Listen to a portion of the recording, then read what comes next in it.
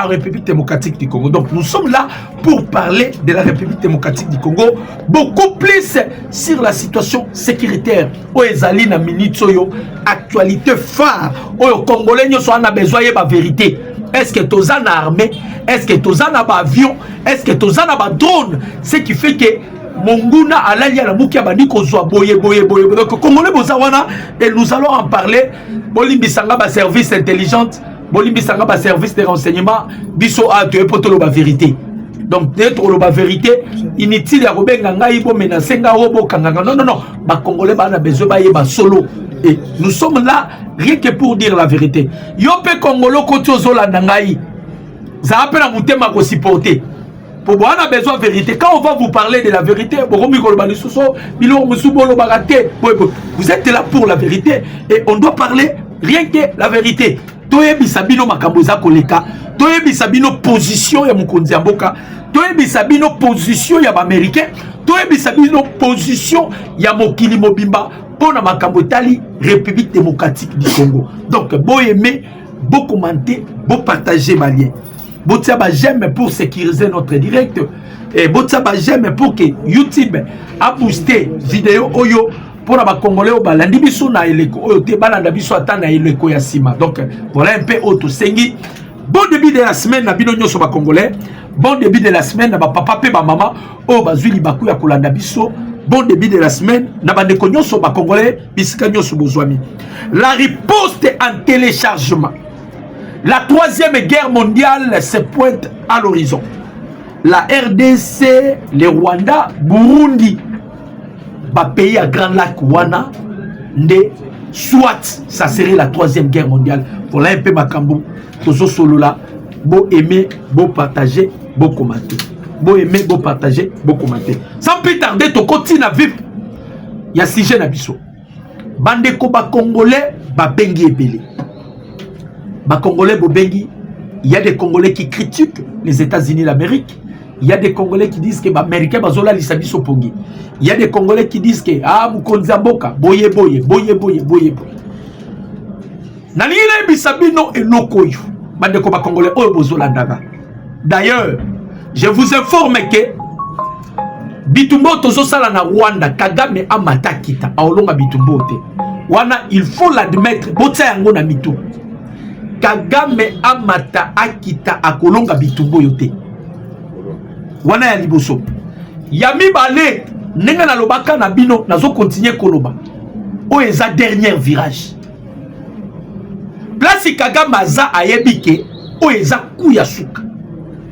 Soki to réussir coup oyo tokati Congo. Mais soki to réussir coup oyo te e kozongela biso na ndenge ya mabe place Kagame aza. Et puis, na nila lo benelo komoko na bandeko ba Congolais.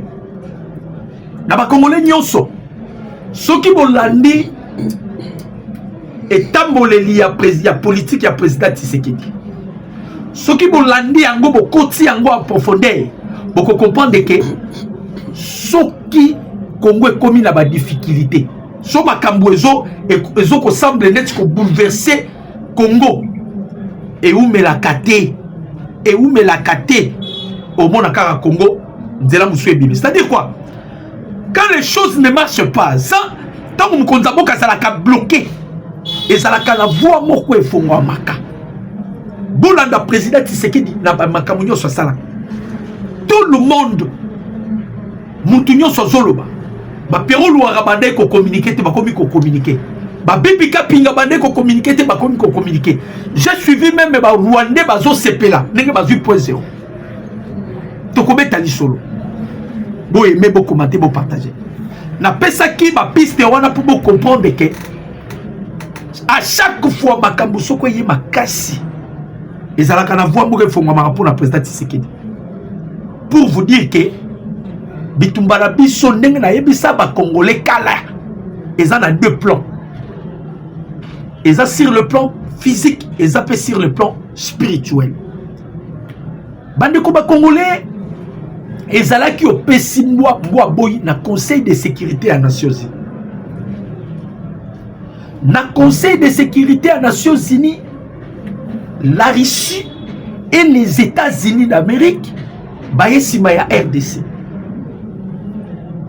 Na lobi na bino na Conseil de sécurité des Nations Unies. La Russie ne peut jamais kozala na sima esika France aza. Po boye bake ba Russie na ba français bakoyoka na kate. Récemment ba uti ko bombarder ici. Ba Russie ba landeli ba drone ba ko comprendre que ba drone on est utaki na France. Alors, qu'est-ce qui se passe aujourd'hui? Le président Tshisekedi détient les détonateurs. Ce qui vous conduit à gérer des détonateurs wana mabe, ça suscitera la 3e guerre mondiale. Oh ba Congolais bazobo sana. Ndenge ba prophétie pesama pour la 3e guerre mondiale qui ekozala susciter na Congo. Tokomi na point yango. Ce qui vous conduit a memi détonateur na ndenge ya mabe. A précipité na ndenge ya mabe.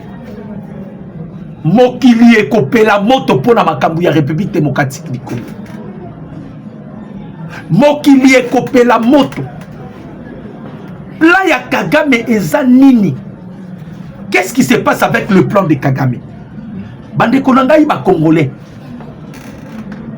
Kagame a koti réunion. Nenge Kagame a koti réunion, Kagame lobby boye. Loko la pression ya ba américain leki. To sala effort to conquérir bamboka. Bamboko to conquérir. Tango ba américain ba koyebisa biso to se retirer. Nous allons nous retirer na bamboka wana mais Goma na Bukavu to kubimate. Boyoka pie bandeko ba Congolais. Kagame a établi le plan na ba français na ba chinois. Lokola batikala ki na Goma na Bukavu et que ba entité misusu ezalaki déjà récupéré l'armée congolaise. Qu'est-ce que nous devons faire? Lokola pression eleki. Bandeko na ba Congolais.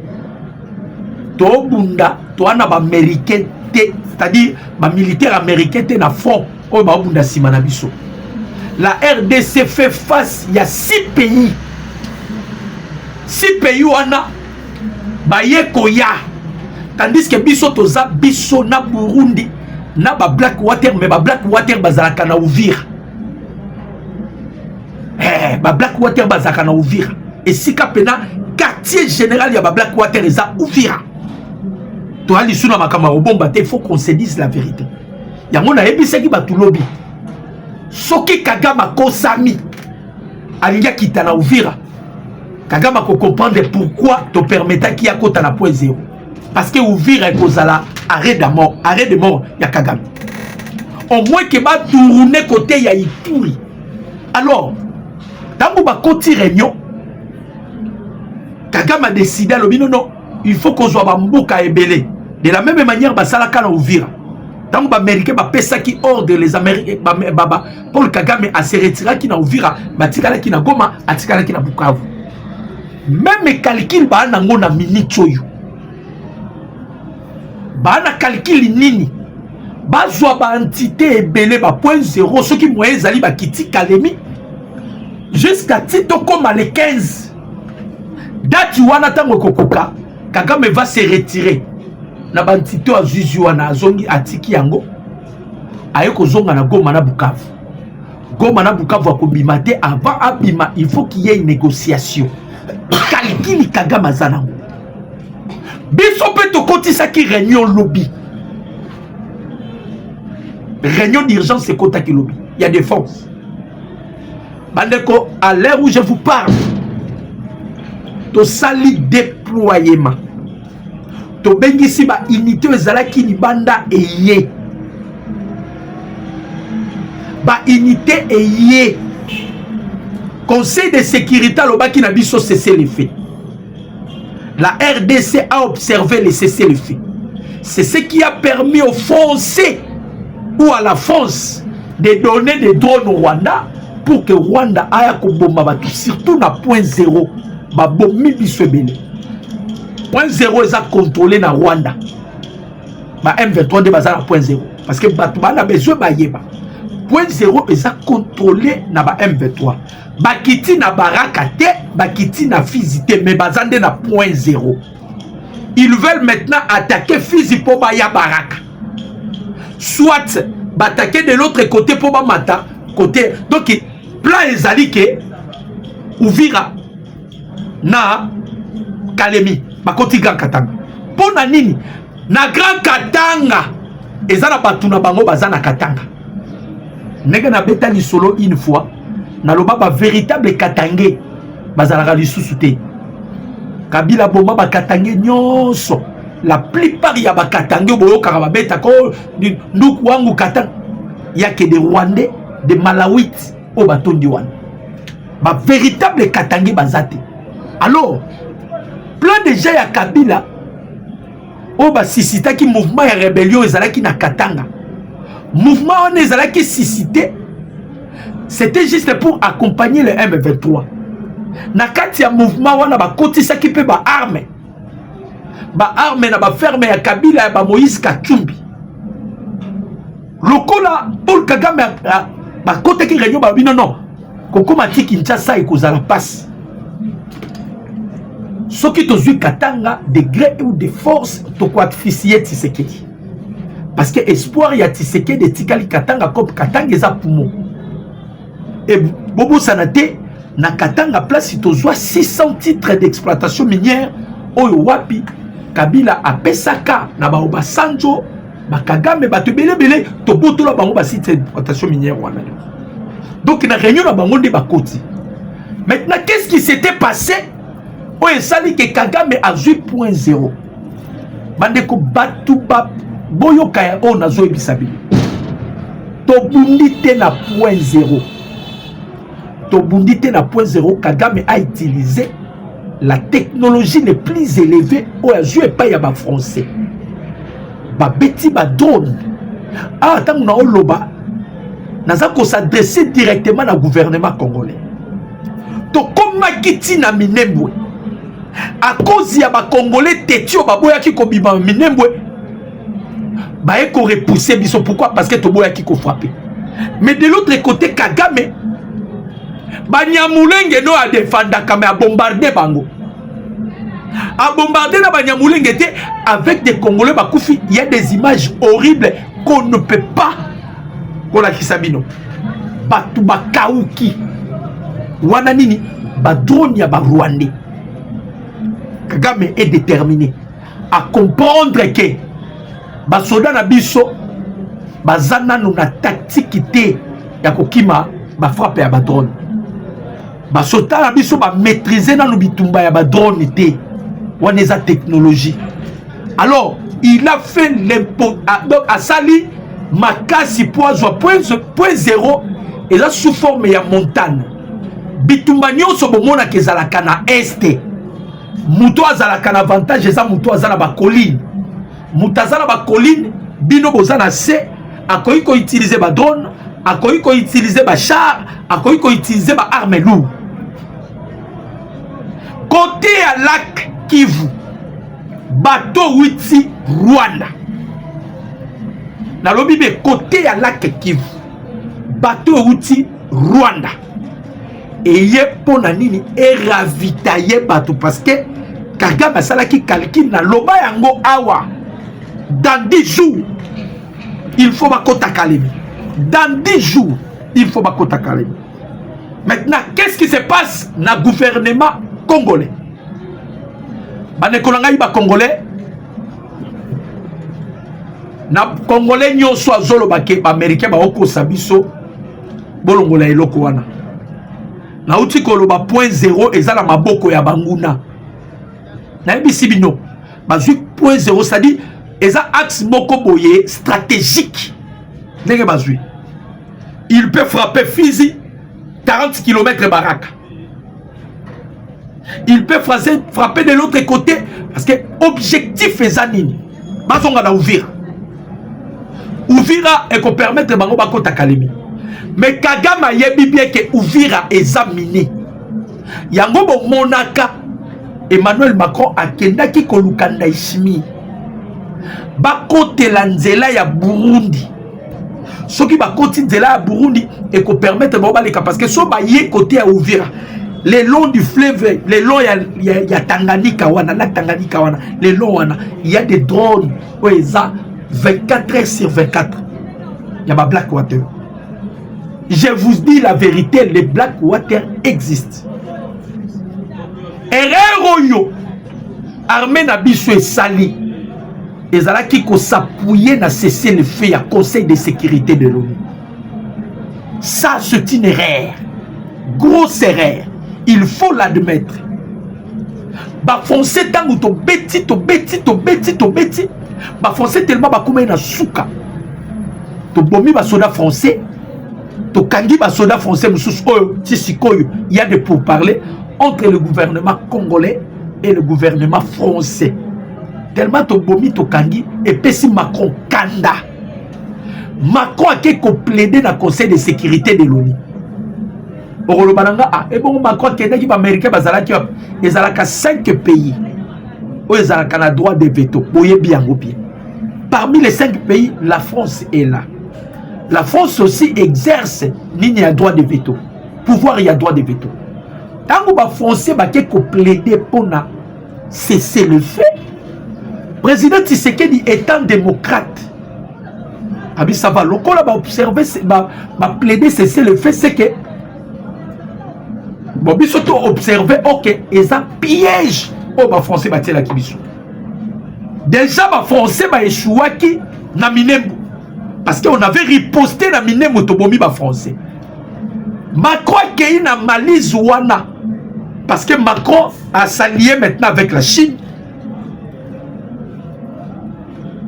Avec d'autres pays, entre autres Érythrée, Somalie, Soudan du Sud, Ouganda, na Kenya. Dans le Bible hérité, Soudan du Sud, Ouganda, Kenya, na Somalie. Ba pays wana nyonso. Ba pesi. C'est-à-dire, bitumbato anango eza entre ba Bantu et ba Nilotique. Et Kagame a continué maintenant na phase ya ko exterminer ba Nilotique. Mais nazo yebisa bino nyoko bakati mutu mukile ningana kaka mukile melaka mutute. Est-ce que boye bien go mukila emelaka mutute nyoka melaka mutu à travers mutu na ye. Soki déjà bakati mutu mukila ekoningana kaka. Bande konangai ba congolais Biliaki Kagame bikoki. Okolo bande kobolo baka Biliaki Kagame bikoki. Je vous dis que Biliaki Kagame bikoki. Nazongi sakibino na histoire ya Uvira. Pour obtenir la résolution 2773. Et c'est là qui Uvira les a la sacrifié. Pour obtenir aussi la mort de Paul Kagame. Parce que l'Américain va côté. Malobi biso to bisi Kagame bima. Na place Kagame bima. Kagame azo continuer à renforcer. Vous savez pourquoi Kagame azo continuer à se renforcer? Réponse yangoyo. Rapport ya ba expert ya ONU. Et bimisi to ya bato Rwanda bomi. Na ba supplétif na bango ba M23. Mikolo uti koleka gouvernement congolais a outi ko funda gouvernement rwandais. Et les responsables ya ba génocide ba atrocité son nom c'est Paul Kagame. Kagame yebi ke aza candidat oyo ba kokanga. Voilà pourquoi Kagame alobi oye kuyeya soki na kokufa ngai pe fona bomba. Boka moite soki tolali tolamuki bomoni Kagame bombardé pe na Rwanda. Tozana ba avion ya ba américain awa. Les avions ya ba américains. Mais certains avions américains pour travailler bande konangai pour mata il faut coder aux États-Unis d'Amérique. Donc les Américains ba pesa ki date lelo totikali na 9 jours. Kagame kobosa na ka JT parce que date ya Jeza na loba na bino déjà elokoyo. Bande konanga ba congolais. Conflit entre Rwanda na République démocratique du Congo moko fwa kufa. président moko fois yango bozo mona président Tshisekedi azo gérer o ezako gérer Kagame après avoir Kagame kozwa nyonso et après tant ba oyebisa bima tant ba oyebisa bima parce que réunion ezalaki na Angola ya ba chef d'état-major nyonso convoqué par Africom alobaki nini nous allons maintenant imposer la paix par force parce qu'on connaît bien que Kagame est un dictateur et tous les dictateurs nyonso bakoyaka dernier rempart na bango ezalaka ezalaka France ba français ba accompagnaka ba dictateur ti na dernière demeure.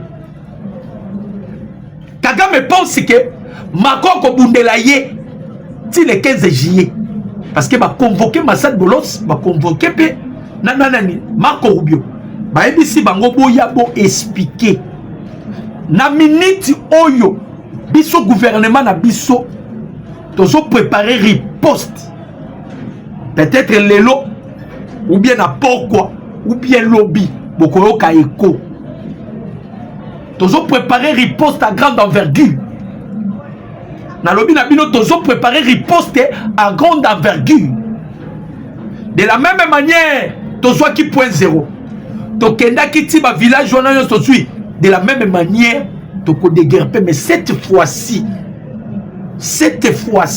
ekozalati Rwanda yango bomoni bandeko ba congolais oyo Kagame sali eza provocation oyo Kagame sali eza mama na provocation et si le président Tshisekedi alandika ba congolais ndenge ba oloba tokota Rwanda topesa Kagame nini alibi bolandaka Kagame ye moko azole alobi comment bazo sanctionner nga mais ba sanctionnera gouvernement congolais parce que tous ces pièges pensez-vous que ne batu musu ba oloba na loba ki yango lobi lelo pe na oloba yango soki États-Unis azalaki na président Tshisekedi te bandeko katanga se katana boyebi mbongo Kagame disposé te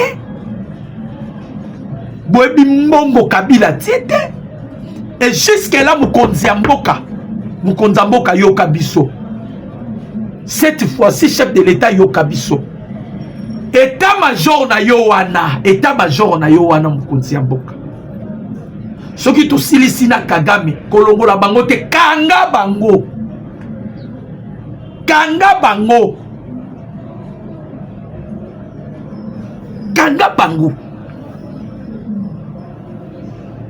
ta on a oloba soto silisi na Kagame parce que na ebike mikolo ya Kagame za ko compter na Uvira bazwaka Uvira bolobanga na biso tolembi bolobanga peka ndebo okoma tolembi à la fin de compte boaki opesa biso raison na ebisi bino ke Tshisekedi c'est un stratège pas c'est ça parce que bandeko na biso bazo kufa mais c'est un stratège et ni kolobani à chaque fois yindaka Tshisekedi azaka na carte moko abimisaka Russia bande kolobate bomoni Russia telemite Amérique bande kolobate bomoni Amérique telemite ah nazo bisa bino mokili trouble koti pour la makambu ya Congo.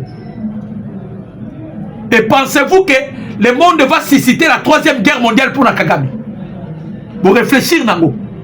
Pensez-vous que le monde accepterait la 3e guerre mondiale pour la Kagame? Ou Kagame sera livré? Bokanga makamuna zoe bisabino. Lelo ba yembit. Vous allez voir que les communicateurs ya Rwanda bandai kolobate bakobi koloba. Bananga qui ne parlait pas bakomi oloba. Récemment awa ba M23 batindaki batuti batu na Burundi au nom de Tozaboye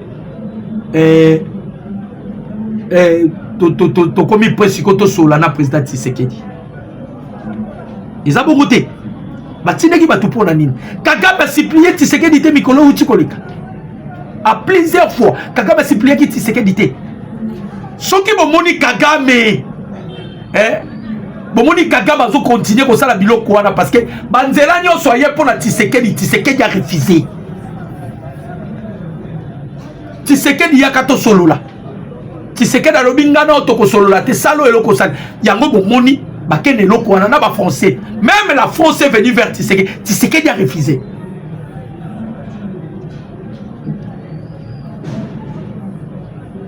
Pas si ça parce que les gens meurent. Mais aujourd'hui, on a vu Congo, que les gens meurent. On ne disconvient pas. Ce qui est une hypothèse, pour que la France soit France, il y a une révolution française. Et ça, bon côté. Il y a certaines choses, il y a toujours des prix à payer. Il faut payer un prix pour c'est-à-dire, quand vous voyez continue la délégation à Souka Awa, le président Tshisekedi a refusé. Nous avons fait une information, moko. Bande konanga iba congolais. Tokangi 15 officiers ressortissants français. Baza Awa. Bana ndolote. Baza Awa. Obi combien de fois Kagnani Makwatini Batu? Ça c'est une humiliation pour la France. Bakangi ba soda ne so de Wazalendo. Bakangi ba soda français. Makwatini Batu, Zotinda Batu, Zotinda Batu. Président Tshisekedi a lobby. Toke ne malé bandeko ba congolais. Ne t'en faites pas. Natsa entre parenthèses, lobby tozalaki na mukonzi ya mboka na Kibomango na commune ya Sele. Le chef de l'État zalaki lobby na Kibomango na commune ya Sele. Akendaki ko tala bandako batongeli ba militaire nenga bazoko luka ko bongisa ko améliorer vie à basoda. Le chef de l'État laki na Kibomango. Kobima ya mukonzi ya mboka. Kobima ya mukonzi ya mboka na Kibomango. Le chef de l'État azoseka. Mukonzi ya mboka na Kibomango azoseka.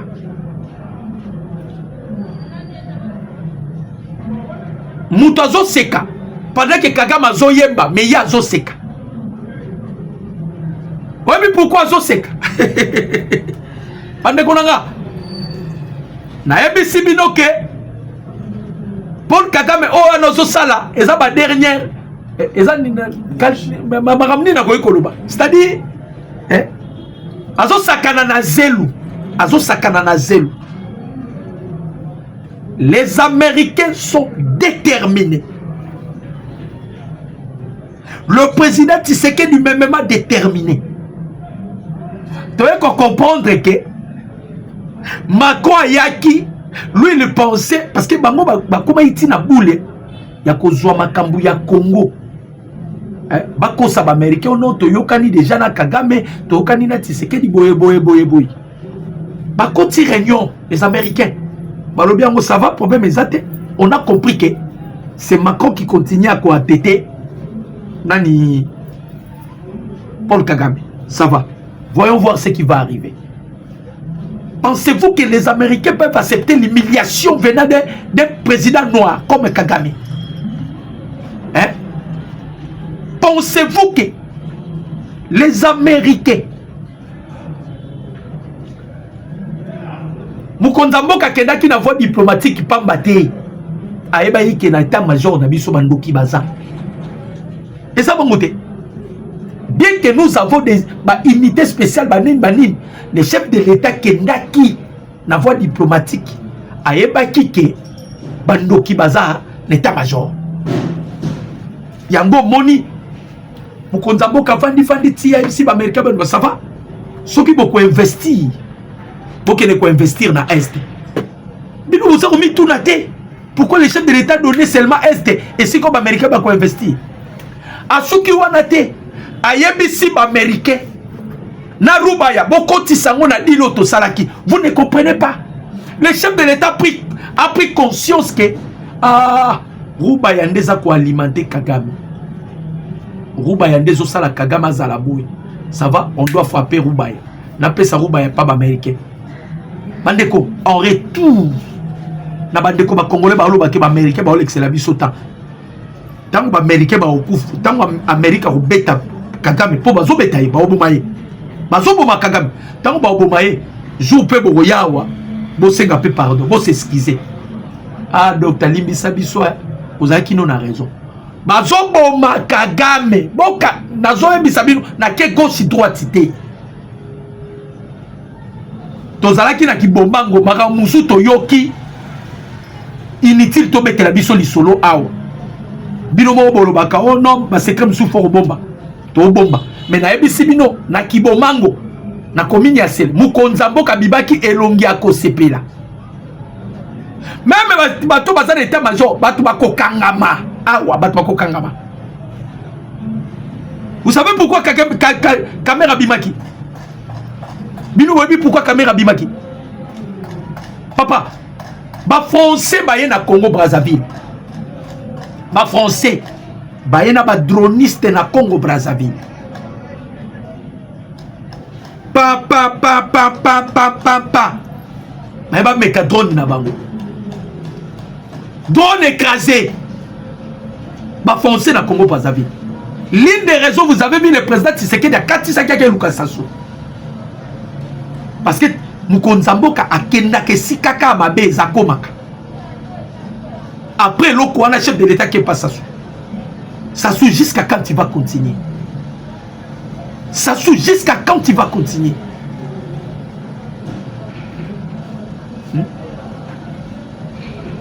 Jusqu'à quand? Azongi Giga. Azongi Giga. Bitumbe Zawa. Ezali bitumba ya ba multinational. Eloko batembele bazo ibate. Bitumbe za eza bitumba ya ba multinational. Ba multinational ba boyi Donald Trump aboma réseau na bango ya mafia.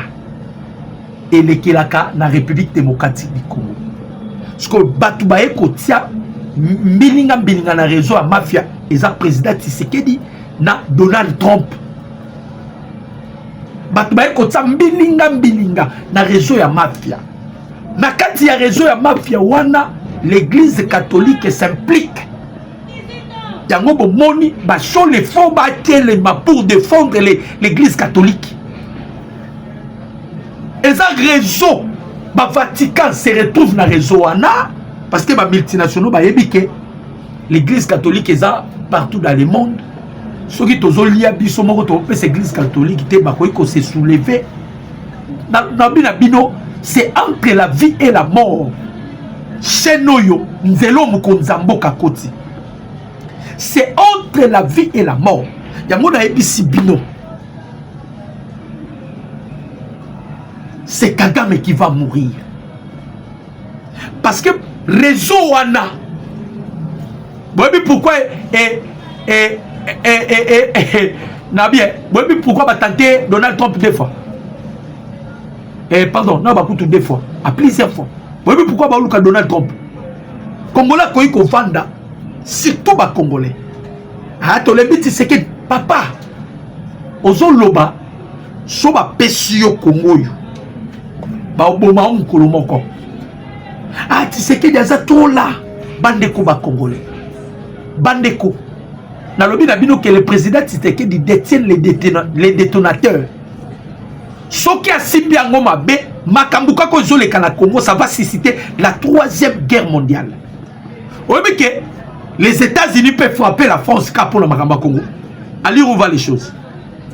Une fois que Tshisekedi décide à si Donald Trump que France a l'équipe il faut au bétail. Mais pourquoi jusqu'à présent le président Tshisekedi aux hommes que France il continue à gérer Makamba? Parce que si on par la précipitation, ça serait la 3e guerre mondiale. Et ça, boule oyo. Nani azanango, oh nani Paul Kagame azanango. Azanango pour nani? Parce que Kagame a yebike mikolo na ye komi ya kokonte. Mikolo na ye na pouvoir e komi ya kokonte. Nati ata trouble, nangai na kufa, nati Tshisekedi ya kufa. Comme ça nangai na Tshisekedi tokeni, Congo ngo pezika. Est wana pepe la moto. C'est ce que Kagame vit.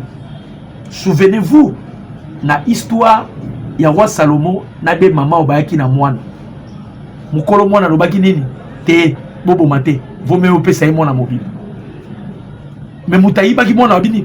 Bokabola yeka. C'est ce que Kagame est en train de faire. Kagame savent que le Congo appartient aux Congolais. Atana Zuba Bamboka Nyonso wana. Ezaka na armée moko ekoya ekobimisa ngai na kobima. Na kobima et que les Congolais vont récupérer leur pays. D'où moto epelaka raso bat bakokufa bakufa. Parce que le président Tshisekedi azo gérer. Na ebisi bino ke ba multinational bazoluka soit Tshisekedi soit Donald Trump pour nani réseau. Bato ba ekoluka président Tshisekedi. Oh non, est-ce qu'il n'y a pas moyen Otika Kagame gérer teloko wana pendant une année. Président Tshisekedi a boyi. Yo vandi nanda ko Tshisekedi azala. Papa, le Congo est le coffre-fort du monde. Le Congo détient des potentiels plus élevés où ils ont épargné l'humanité, lobby la pollution du monde. Tout le monde veut s'accaparer de la République démocratique du Congo. Bah, Chinois, bango wana. Président Tshisekedi les a tourné les dos pour votre information. Peut-être vous éviter.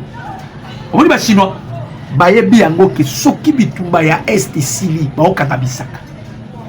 Voilà pourquoi la Chine est derrière le Rwanda. La Chine est derrière le Rwanda. Ils n'ont pas battu les Congolais. Ils n'ont pas battu. Chine est derrière le Rwanda parce que Ayebi. Soki Kakabalie Kagame. Pour Bazolia Kagame. Tshisekedi aura le monopole de l'Afrique centrale. Et Tshisekedi va nous mener biso vidi. Barbara Mouta Batami à l'équipe na maye. Kagame c'est quoi? Il est plus puissant, il est malin. Nabi Namino qui mkonzaboka kina kibomango. Kibomango bana bana kibomango. Les ex-phases. Papa, tokomi na piste bateau babunda kande fo babunda. Mais to préparer yango na kimia nyonso. Kaka ndenge to botola ki Kabila. Majorité parlementaire, Assemblée nationale, na cour constitutionnelle, c'est ça le président Tshisekedi. Atambola kaloko la caméléon mais ba kuna ezalaka avec précision. Même les Français, bah, bien ok. Papa, nous avons des preuves. Imaginez-vous. Imaginez-vous. Eh ben, des Congolais. Tu aimes, tu commenter, tu partager. Tu tiens, bah, j'aime, tu multiplier, bah, j'aime pour sécuriser notre direct.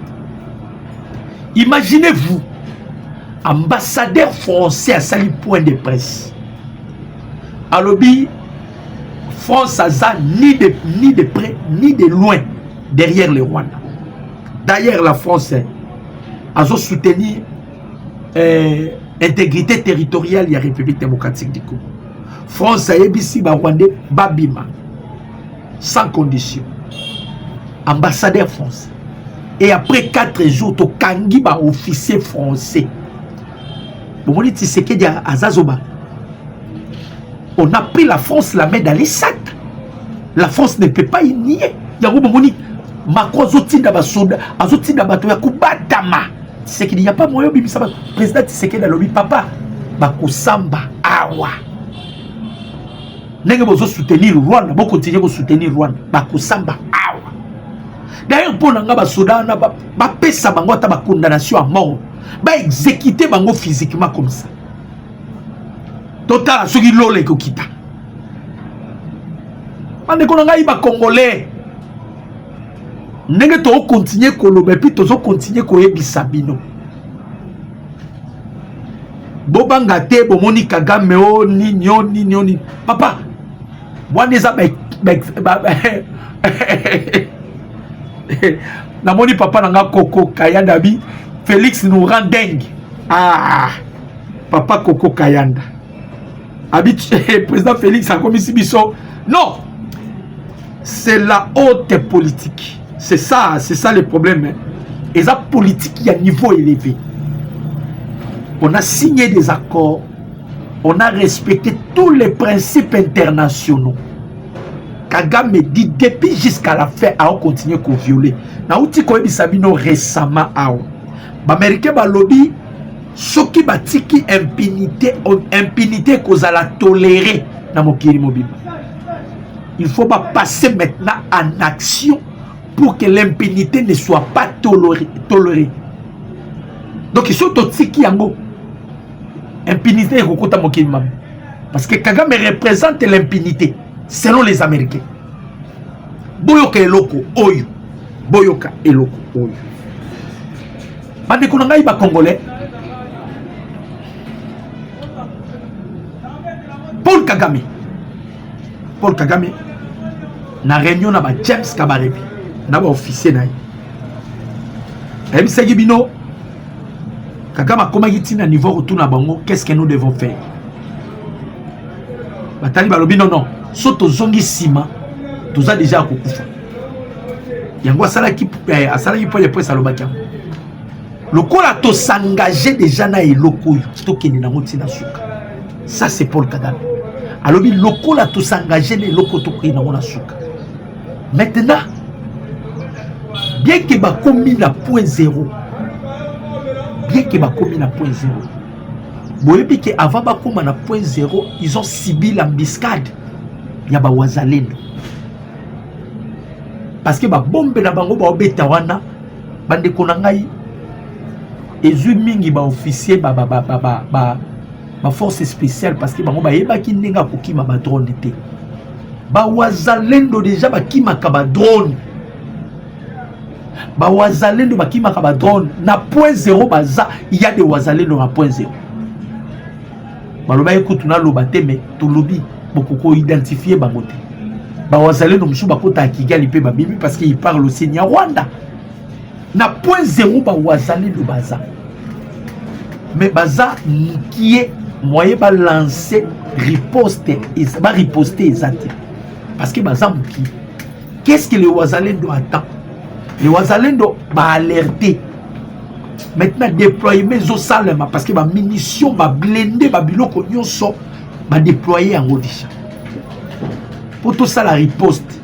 Riposte est aux sala. On veut seulement bloquer la route. Ennemi a comme on a ouvert à comme on a calmé. Mais tous autres c'est parce que les 9 awa, les 9 ba américains ba autres dans délégation. Oyo ba congressiste bazo sélectionner pour batinda. Batouana bazoya objectif na bango ezani. Bazoya pour être assuré sur ce que les États-Unis avaient demandé à Kagame. Kagame avait respecté.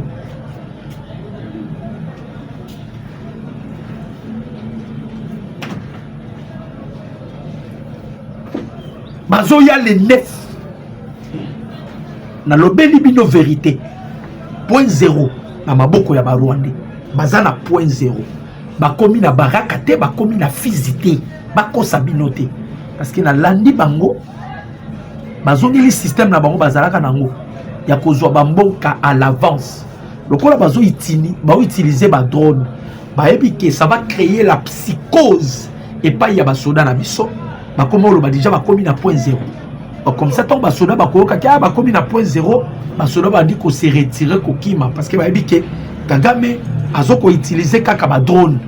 Wonye lo kwango alors basali lo kwana nde na yebisi bino bako sabinote bandeko ba congolais bazana point zéro bien qu'ils a presque point stratégique dans le biango ils a point stratégique ou qu'on permettre bango bakita fizi baraka soit baki de l'autre côté parce que bazana objectif c'est Ouvira pour la kokita Tamanik. Alors bandeko ba congolais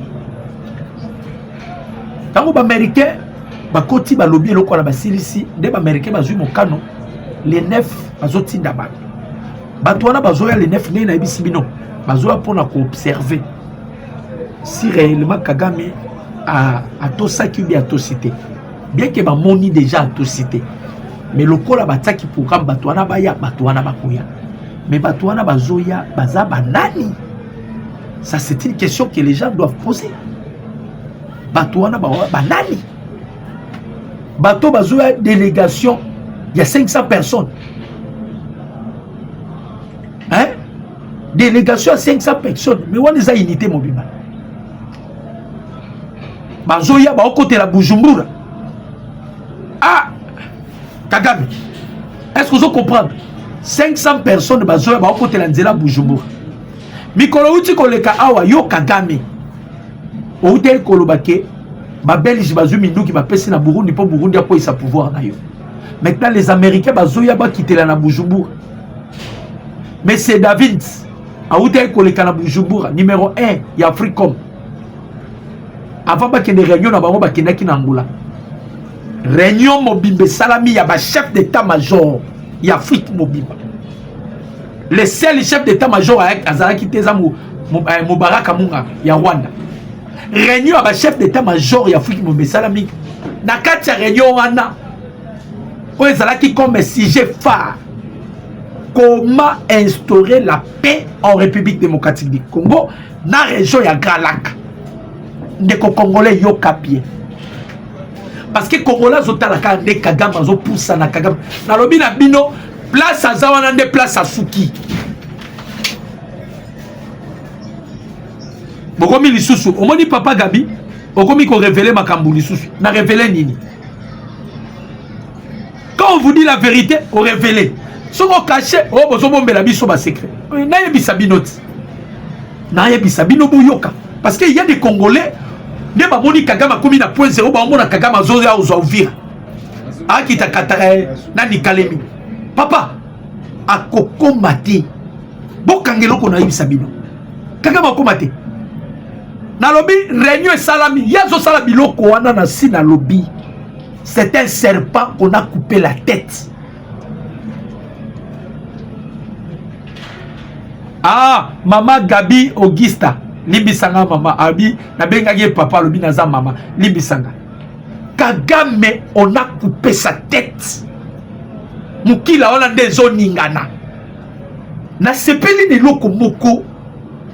Onga na sepeli na ngweza nini. Bande konanga.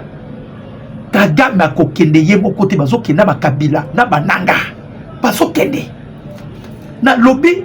Comment les chefs d'état-major y Afrique Mobimba bakoyi ko se réunir ba beta dossier ya RDC. Et puis quels sont les chefs d'état-major y Afrique o ba se réunir ça qui n'Angola. Ce sont des chefs d'état-major par laquelle ba pays na bango eza ba base arrière ya ba américain. Boyoka niveau États-Unis azokini. Na lobby ba chef d'état-major o ba sanganaki na Angola. Oh ba beti li solo ya paix. Baza ba chef d'état-major oh ba pays na bango eza ba base arrière ya ba américain.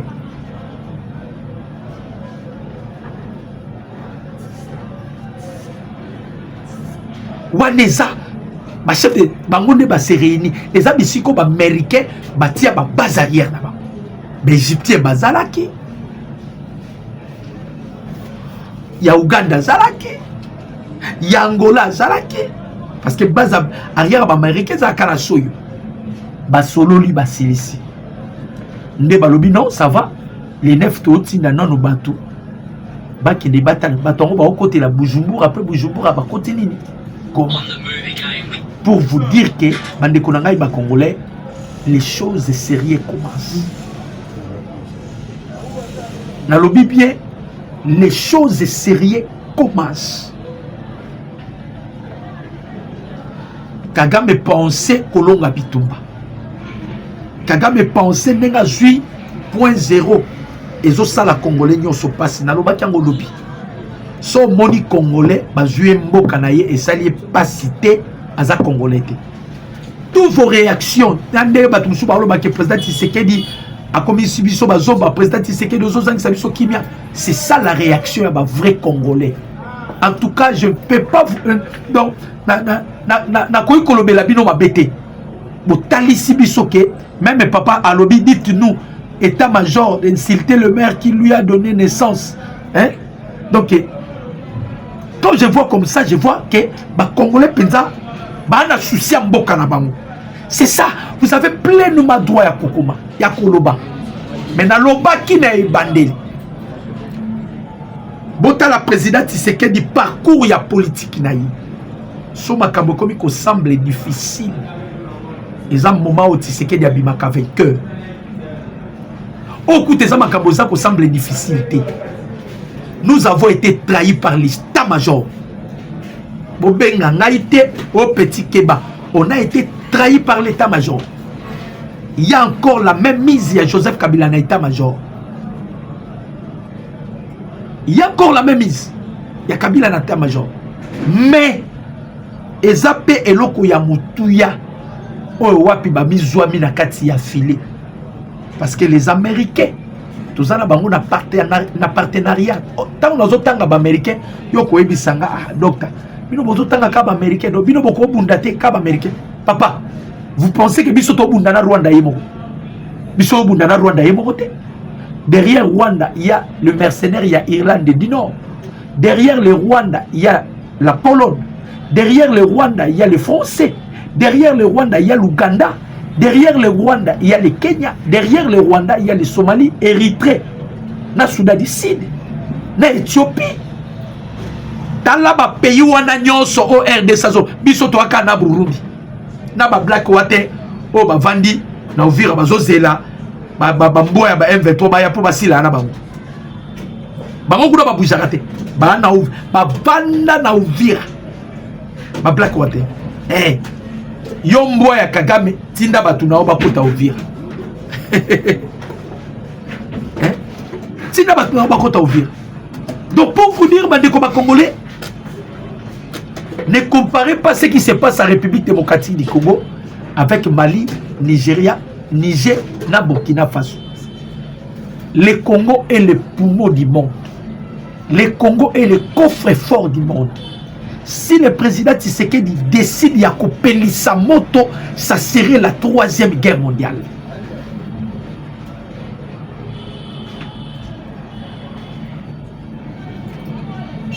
Est-ce que vous voyez bien? Ce que le président Tshisekedi décide aujourd'hui, sa moto, ça serait la 3e guerre mondiale. Russie déjà en a besoin de la France. Imaginez. Russie a déjà besoin de la France. Et que le président Tshisekedi a payé sa nord. Le quoi français va menacer Russie qui est bêta. À quoi bêta? Ou bien tu as dit Russie. C'est qui sont dans le conseil de sécurité. Vous bien? La Russie a dit qu'ils sont prêts à mettre fin dans le groupe rebelle sur l'Est. Russie a le bien. Alors bien avant que les États-Unis, les 15 à l'États-Unis, après les 15 à l'États-Unis. Moukonzamboka, il n'est pas là pour allumer le feu. Moukonzamboka, il n'est pas là pour créer la 3e guerre mondiale. Toyebi déjà maïle ya Kagame. Loko la Koufi, Alingia Koufa ye mon côté, Azala accompagné na bak. Et Mbatoango Kagame Alingia Azala accompagné na bango, Moutaliboso président Tshisekedi. Parce que dans la réunion, le dit Tshisekedi m'a pourri la vie. Comme Tshisekedi m'a pourri la vie, moi aussi je vais pourrir la vie de Tshisekedi. Le quoi Tshisekedi m'a pourri la vie, moi aussi je vais pourrir la vie de Tshisekedi. Comme ça, ton bébé sakaka oeko ya. Moukonzambo Katali, wana so de chantage que les chefs de l'État boy même kokota na kati.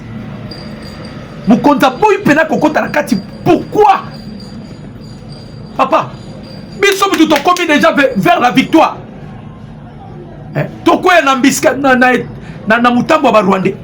Nous sommes vers la victoire. Papa, avantage est à Bisso. Les lois à 9 jours. Les lois à 9 jours. Lobby 8 jours. Lobby vous avez les 6. Les 9 déjà batouana bakouya. Si avant tout comme les 15, on ne sait pas qu'est-ce qui va se passer. Et pensez-vous qu'avant tout comme les 15, Kagame vous a toujours un point 0. Détrompez-vous. Les lots déjà coûtent. Ceux qui les lots peut-être le bien soit réponse taillée. Il y a déploiement massif. Oui, ça là. Chaîne de commandement, il y a Est déjà changé.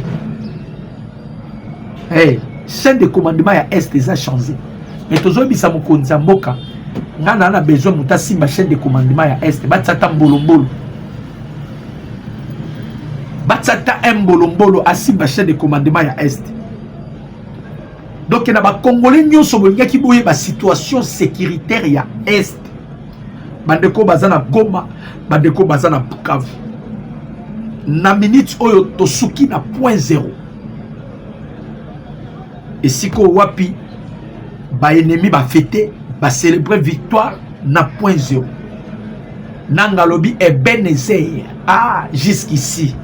Ça dit ba lukaki à l'aide ya ba français. Na petite erreur au gouvernement Isalaki de croire il y a un cessez-le-feu. Il y a l'Ukuta. Et Pessi, avantage et pas ennemi. Ennemi nous a surpris. Wana Aliboso. Il y a mis balé. Mode opératoire ya Bitumba ya Est. Kagame azo utilisé sous Bitumba ya Boete. Batma Obundate. Kagame utilise des drones. Ba drone wana. Eza ba kamikaze mais. Ndenge na moni ba bibembe ana ndenge kalisine. On dirait ça ba rayon. Parce que et kaousi baza ya kokauka. Je ne vais pas balancer les images ici. Peut-être na bateau barosengande on peut balancer les images. On a des konabiso ba kauki na frappe ya ba drone. Ça dit sont des drones peut-être ils ont ba rayon. Donc ils utilisent des drones parce que bi ke na bitumba boazo kokate. Nde bomoni azo utiliser ba drone. Ce qu'on dit ba komi na point zéro nde na beti calcul. Na beti calculité na réunion na bango. Kaka malobi point zéro et kosimba te photo kita penza to kita ti to zo Uvira. Comme ça tant que américain ba koya ko ta pression biso to ko se retirer na Uvira. To ko retirer na ba point zéro to ko zonga na Goma na Bukavu et là on doit maintenant s'imposer une négociation avec Tshisekedi. Ça c'est le plan que Kagame Azana. Boka analyse moko très approfondie. Oh bah on la pona makambo kaki le kaki.